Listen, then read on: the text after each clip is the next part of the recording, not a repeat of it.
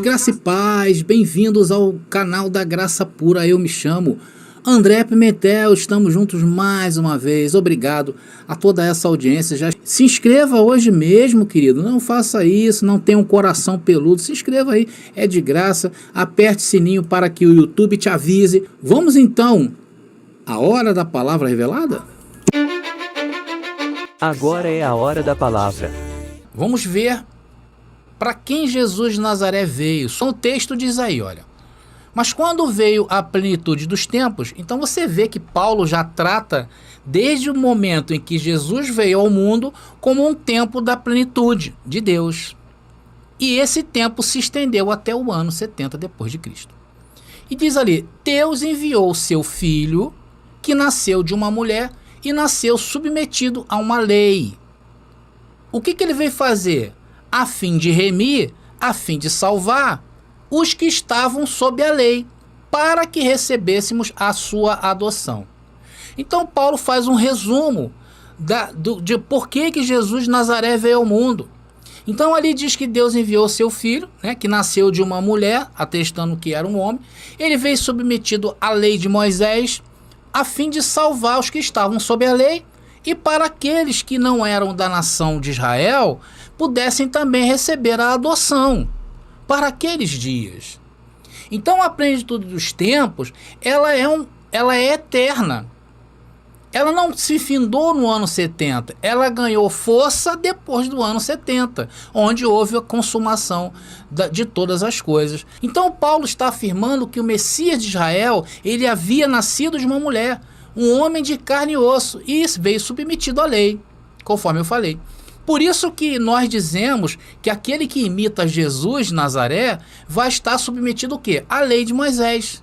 Nós em graça não imitamos o que Jesus fez justamente por essa razão. Nós entendemos e damos luz ao que ele fez. Mas imitá-lo é outra história. Por isso que nós não imitamos, tá bom? Aí você pode me perguntar assim, mas André, Jesus não mandou imitá-lo? Sim, abençoado, mandou. Por isso que você precisa ter sempre em mente que ele veio submetido à lei. E o que ele disse e falou está dentro desse contexto. Ele falou para aqueles dias, para um povo, e não para você hoje em 2022. Por isso que você não pode pegar aquele texto de Jesus de Nazaré e imitá-lo, porque você vai estar caindo o quê? Na lei de Moisés. E quem estava sob a lei?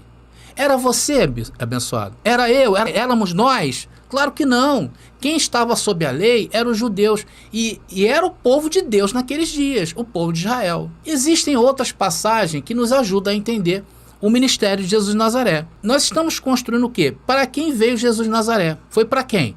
Foi para o povo judeu, foi para o povo de Israel. Uma outra passagem que eu vou ler com vocês aqui foi quando ele enviou os seus discípulos em uma missão. Né? Lembra quando Jesus pegou os discípulos e falou assim, vocês vão anunciar o reino, que o reino está chegando, né? Então lá em Mateus capítulo 10 versículo 5 eu vou botar para vocês aqui, mas ele disse o que? Olha, mas vocês não entrem em casa de samaritano, nem irão no meio dos gentios. Mateus capítulo 10 versículo 5, vamos ler aí com vocês. Mateus capítulo 10 versículo 5 diz, estes são os 12 que Jesus enviou em missão, após lhes ter dado as seguintes instruções: não irei ao meio dos gentios e nem entrareis em Samaria. Vocês estão vendo, abençoados? Jesus tinha uma missão, e a missão dele era resgatar aqueles que estavam o quê? Debaixo da lei. E quem estava debaixo da lei? Nós? Não. Os gentios daquela época? Não. Quem estava debaixo da lei? O povo de Israel. Entendeu, abençoado? Porém, enquanto ele não fosse morto, ele não tinha esse poder de remir, de tirar os que estavam debaixo da lei. Aí você me pergunta, mas por que não tinha? Porque para haver remissão, para haver perdão, diz a lei que teria que haver derramamento de sangue. Então, quando Jesus morre, ele morre para Israel. Hebreus capítulo 9, versículo 22. É aí onde a igreja não entende, porque eles acham que Jesus morreu para o mundo, né? Para o mundo de Israel. Vamos ler. Hebreus capítulo 9, versículo 22, que diz: aliás, conforme a lei, O sangue é utilizado para quase todas as purificações. E sem efusão, sem derramamento de sangue, não há perdão. Está entendendo? Então Jesus tinha que ser morto, para assim livrar o povo de Israel da lei de Moisés. E ele iria anunciar que ele iria voltar depois de morto. Para quem Jesus ia voltar? Para julgar a todos. A todos quem? Eu e você nesses dias? Um povo que viveu depois do ano 70? Que nasceu depois do ano 70 depois de Cristo? Claro que não. Ele iria julgar o quê? Todos que viveram naquela época de Jesus e antes. Ou seja, todos seriam julgados ali quando Jesus estava vivo. E havia muita coisa para ser julgada naqueles dias. E principalmente o sangue da morte de muitos inocentes. Então, o dia do juízo final não foi porque hoje somos culpados do sangue dos inocentes. Quem foi culpado do sangue dos inocentes foram Israel naqueles dias. Vamos ler isso aí, abençoado. Lucas capítulo 11, versículo 50, para que fique bem claro. Vamos ler. Lucas capítulo 11, versículo 50 diz: e assim se pedirá conta a esta geração. Qual geração? A nossa? Não, aquela que estavam ouvindo Jesus falar.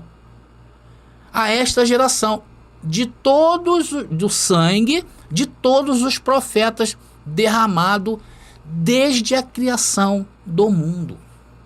Esse foi o motivo do juízo final. Agora vamos ver no verso seguinte, verso 51, que diz: desde o sangue de Abel até o sangue de Zacarias, que foi assassinado entre o altar e o templo. Sim, declaro-vos que se pedirá conta disso a esta geração. Então, o que está dizendo o texto aí, meus queridos? Se pedirá conta disto a esta geração. E como a igreja hoje, que se diz ser de Cristo, falsifica o que Jesus disse? Então, essa igreja aí que está no mundo não é a igreja de Cristo, porque eles simplesmente falsificaram isso aqui. É de homens, é de políticos, são dos governantes. Então, a segunda vinda de Jesus não podia ser para estes dias, e nem muito menos para o futuro. Por quê? Porque o juízo final, o juízo foi para o sangue dos inocentes derramado, desde a fundação do mundo até Jesus. E os textos que eu usei até agora é muito claro, sim ou não? Nós não podemos burlar isso. Então nós temos o quê? Que procurar, já que Jesus falou que era para aquela geração, nós temos o quê? Procurar evidências históricas dentro desse tempo. Porque segundo o próprio Senhor, quando ele habitou entre nós, ele disse que isso aconteceria àquela geração. Vamos ver, que vai nos ajudar mais ainda? Mateus capítulo 24, versículo 34. Então nós temos que buscar o quê? Buscar fatos históricos para dar provas contundentes que Jesus veio naqueles dias e não desmenti-lo e não descontextualizar isso aqui e passar para os dias de hoje. Então, para nós, queridos, que recebemos essa palavra de revelação, ele veio no ano 70. Por que ele veio no ano 70? Então, essa é a minha função, de te explicar isso. Então, a partir de agora, deixa eu voltar aqui comigo. Então, a partir de agora, nessa mensagem, o que nós vamos buscar? Vamos buscar evidências. Vamos ver o verso 37. E ele fala aqui uma coisa bastante interessante. Ele diz que como seria a sua vinda. E ali ele fala que seria nos dias, como se fosse nos dias de Noé. Então, da mesma maneira como Noé pregou, Jesus também foi o pregador da sua vinda, trazendo o seu juízo e oferecendo ao seu povo de Israel a entrada no seu reino. E também da mesma maneira como houve o dilúvio, a destruição naqueles dias de Noé, na vinda de Jesus também houve muitas mortes. E depois daqueles dias, que cravamos que foi no ano 70, o mundo virou a chave. Depois do ano 70, o mundo virou a chave. O mundo foi conhecido como antes de 70 e depois de 70. Então, abençoados, a partir do momento em que Jesus disse que tudo o que ele estava falando se referia àquela geração, nós não podemos burlar isso. Nós temos que procurar os eventos próximos daquela data em que houve algum tipo de apocalipse. Da morte de Jesus até o ano 70, nós percebemos 40 anos de história. E é aí onde nós vamos começar a desenvolver e mostrar para vocês. Então, houve muitas baixas nesta guerra. Só para você ter uma ideia, estima-se que milhares de israelitas foram mortos. E Jesus fala dessas mortes nos versos seguintes. Vamos ver? Mateus capítulo 24, versículo agora 40 e 41. Tá aí, Mateus capítulo 24, versículo 40 e 41, que diz: 2 homens estarão no campo. Um será tomado, outro será deixado. 2 mulheres estarão moendo no mesmo moinho. Uma será tomada e a outra será deixada. Aqui Jesus fala de mortes que aconteceriam naquele período. Vamos ver agora o tempo em que aconteceria o maior sinal da Mateus capítulo 24. Agora vamos retornar ao versículo 2. Mateus 24, versículo 2. Aqui está o ponto, o clímax, tá? No verso anterior, se vocês pegarem, vocês vão ver os discípulos perguntando sobre o tempo que isso aconteceria. Isso quem? O juízo final, lá em Mateus capítulo 23. Estamos dentro de um segmento, não podemos burlar isso.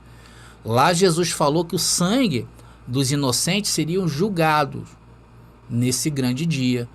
E os discípulos, preocupados, claro, com medo também, perguntaram quando é que aconteceriam esses sinais. Então, em Mateus capítulo 24, versículo 2, ele diz: em verdade vos digo que não fica... Isso aí olhando para o templo. Em verdade vos digo que não ficará aqui pedra sobre pedra que não seja derrubada. E uma pergunta que eu te faço: quando foi que foi derrubado o templo? O segundo templo de Israel, que foi o templo de Herodes. Foi no ano 70. Por isso que nós cravamos que a segunda volta de Jesus aconteceu justamente quando aconteceu isso na história. E a história não mente. Jesus começa a dar indícios, os sinais de um dos sinais da sua vinda, que seria quando o templo dos judeus viria abaixo. E isso aconteceu. Agora eu destaquei aqui para vocês. Vocês já ouviram falar no livro A Guerra dos Judeus, de Flávio Joséfo. Então eu selecionei aqui um trecho desse livro, A Guerra dos Judeus, de Flávio Joséfo. As tropas romanas do general Tito tomam a cidade de Jerusalém em 8 de setembro de 70. O templo é incendiado e os habitantes são deportados como escravos.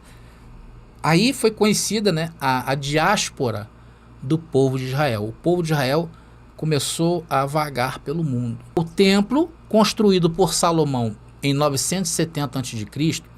e reconstruído por Herodes em 19 a.C., era o símbolo e o centro do poder religioso e político dos judeus. Somente o muro ocidental de sustentação da esplanada do templo permaneceriam em pé. E seria chamado mais tarde, que você já conhece, o Muro das Lamentações. Foi a única coisa que sobrou. A destruição do templo constitui, de resto, um elemento determinante para a religião cristã, que se separa, então, cada vez mais de suas origens judaicas. Então, o que Jesus disse lá em Mateus capítulo 24, versículo 2, que eu vou colocar aqui para vocês, se cumpriu no ano 70, foi derrubado o templo. Viu como é que a história, ela narra isso? Por isso que nós, queridos, somos um povo elegante. E somos o quê? Fiéis ao texto.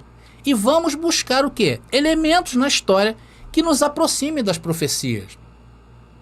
Então, após Jesus ter falado sobre o templo, isso desperta o quê? A curiosidade dos seus discípulos, porque eles também queriam salvar suas peles.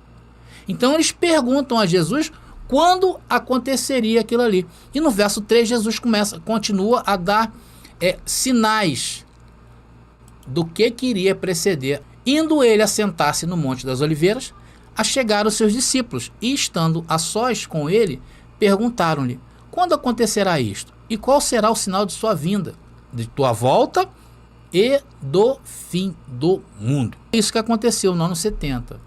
E o mundo em questão aí era um mundo daqueles dias como era na cabeça dos judeus. Ou seja, tudo aquilo ali foi para a entrada do reino de Deus no mundo. A justiça de Deus foi feita. E haveria, depois disso, algumas mudanças na configuração do mundo, tá? Porque, como eu falei, que o mundo ele virou a chave no ano 70, virou uma chave, né? Antes dessa virada de chave, que começou com a morte e ressurreição de Cristo e durou 40 anos, começou a ser mudado as configurações, tá? Haviam naqueles dias 2 pactos vigentes, um para o povo de Israel e outro para o povo de origem gentia. E a entrada no reino de Deus, no mundo, essas 2 configurações, esses 2 povos se fundiriam depois do ano 70. Por isso que precisava vir abaixo o templo, entendeu? Então, fazendo isso o quê? Um novo mundo, uma nova configuração, onde novos céus e nova terra se fizeram. Agora seria o mundo, após o ano 70, seria o mundo da liberdade gloriosa dos filhos de Deus, experimentando a graça eterna, ou seja, a própria manifestação de Deus no meio do seu povo. Então, a partir desse ponto, Jesus começa a mostrar com mais firmeza os acontecimentos que iria acontecer ali até o ano 70 e que prova que seria a sua volta. Vamos ver agora Mateus capítulo 24, versículo 4 e 5, que diz ali, olha: respondeu-lhes Jesus: cuidai que ninguém vos seduza. Muitos virão em meu nome, dizendo, sou eu Cristo, e seduzirão a muitos. Naqueles dias, queridos, em Israel, era muito comum aparecerem os salvadores da pátria, né? Muitos se diziam ser o Filho de Deus, como Jesus também. E sempre os discursos eram o quê? Resgatar o povo das mãos de Roma. Então, nessa época, apareciam vários messias. Inclusive, teve uma seita, que é relatado isso no livro de Flávio Josefo, em que muitos judeus se mataram por causa dos falsos cristos que acontecia naquela época. Então Jesus já alertou aos seus discípulos que estavam preocupados para não serem seduzidos pelo discurso daqueles falsos messias. Agora Mateus capítulo 24, versículo 6. Estamos procurando evidências históricas na história da segunda vinda de Jesus. E encontramos o primeiro com a derrubada do templo. Então tudo se acabou ali. Mas antes tiveram outras coisas. E Jesus, em Mateus capítulo 24, versículo 6, ele diz: ouvireis falar de guerra, de rumores de guerra. Atenção, que isso não vos perturbe, porque é preciso que isso aconteça, mas ainda não será o fim. Para vocês entenderem melhor isso, era bom, né, vocês terem esse livro de Flávio Josefo, que fala ali o que aconteceu até o ano 70. Inclusive houve eclipses, tá? Houve eclipse, houve tremor de terra. Tudo isso aconteceu antes do ano 70. Então o fato é que havia sim vários rumores de guerras e pequenas guerras já acontecendo entre judeus e romanos. Tá bom? Vamos agora passar a Mateus capítulo 24, versículo 7 e 8. Vamos embora, vamos lá. E diz ali, ó: irá levantar-se nação contra nação, reino contra reino, haverá fome. Olha aí, outra sinal da segunda volta de Jesus. Haverá fome, peste e grandes desgraças em diversos lugares. Tudo isso será apenas o início das dores que Jesus está falando. E houve sim um período de muita fome nessa época, tá bom? Houve pestes, tá? Houve inclusive nesse período uma das primeiras pandemias do mundo. O livro de Flávio Josefo fala sobre isso, tá legal? Agora vamos ver um texto em Atos onde narra essa fome que Jesus falou aí. Atos capítulo 11, versículo 28. E diz assim, ó: e levantando-se um deles, por nome Ágapo, dava a entender pelo Espírito que haveria uma grande fome em todo o mundo, e isso aconteceu no tempo de Cláudio César, que era um imperador de Roma. Então aqui todo mundo, entenda-se aí, abençoado mundo aí, o mundo romano, né, daqueles dias. Então agora eu vou citar para vocês uma outra parte do livro de Flávio Josefo, para que vocês entendam o que aconteceu naqueles dias. Deixa eu voltar aqui com a minha imagem, vou ler para vocês aqui um trecho do livro de Flávio Josefo sobre aqueles dias. Diz assim: durante o reinado de Cláudio, várias fomes diferentes ocorreram.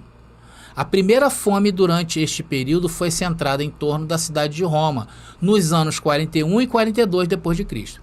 A segunda fome, conhecida por ter ocorrido durante o reinado de Cláudio, foi no 4º ano de seu ofício, em 45 d.C., e foi particularmente centrada na Judéia.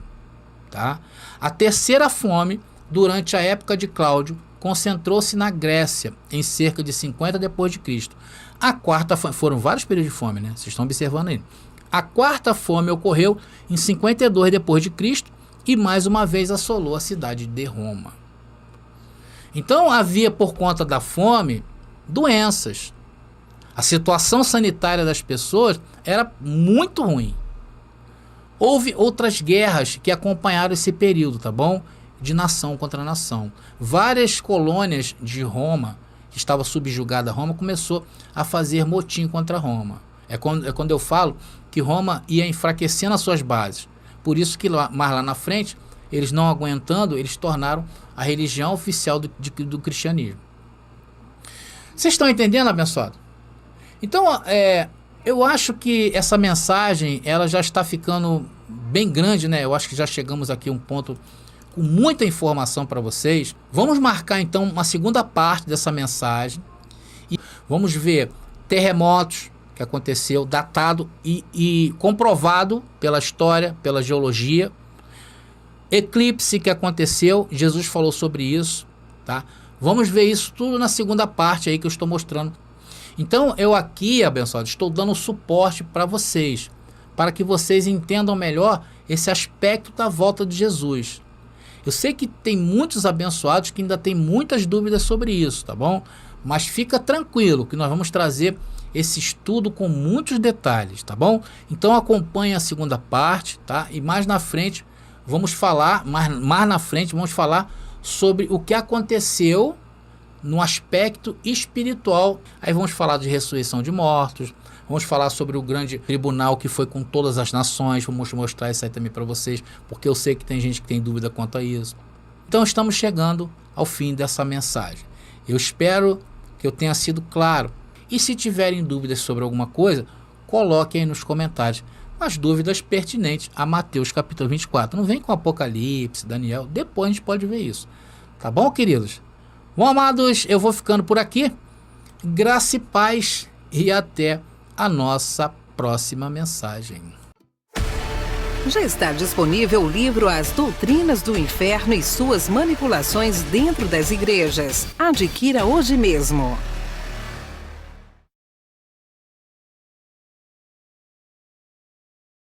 As apostilas sobre os assuntos em graça são um recurso indispensável para todos aqueles que desejam aprofundar seus estudos na tradição bíblica.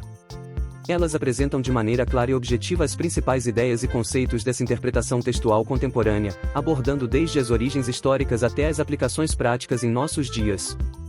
Com as apostilas, você terá em mãos um material completo e de qualidade, que irá enriquecer sua compreensão sobre a relação entre Antigo e Novo Testamento, a ressurreição dos mortos, a destruição do Templo de Jerusalém e muito mais. Não perca a oportunidade de adquirir esse valioso recurso e aprimorar seus estudos bíblicos. Adquira a sua agora mesmo.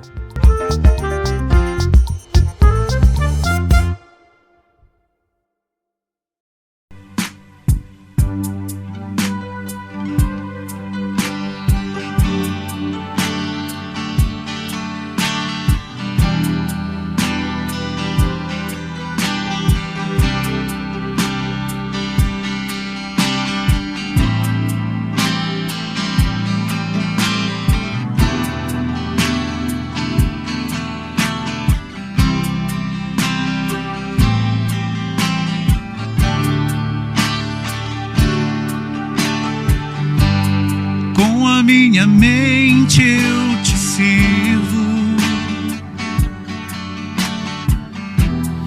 com meu coração eu te amo,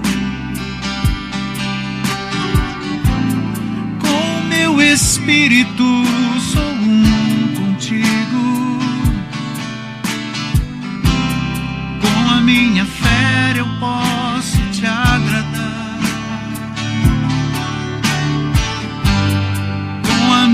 somente eu te sirvo. Com meu coração eu te amo. Com meu espírito sou um contigo. Com a minha fé eu posso te agradar, meu Pai, Papai,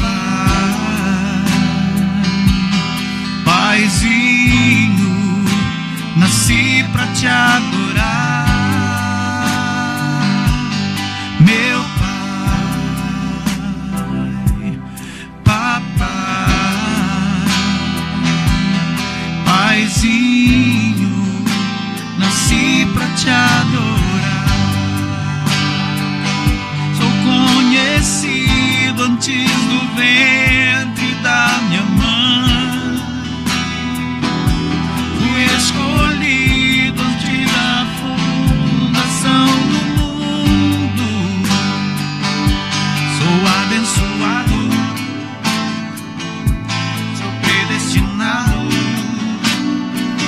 Eu fui chamado pra reinar em vida.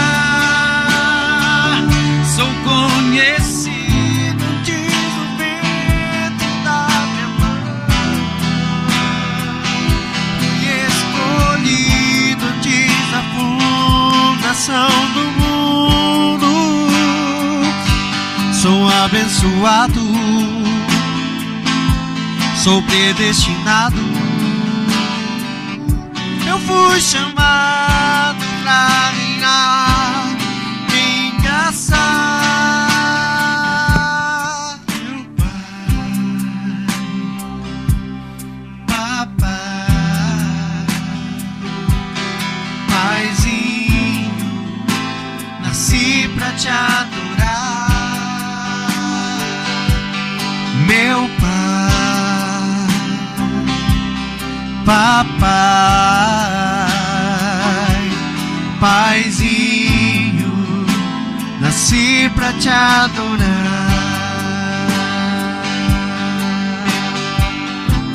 meu Pai,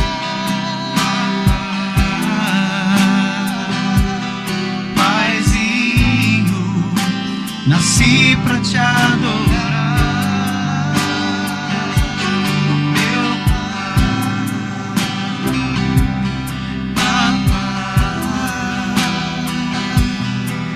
Paizinho, nasci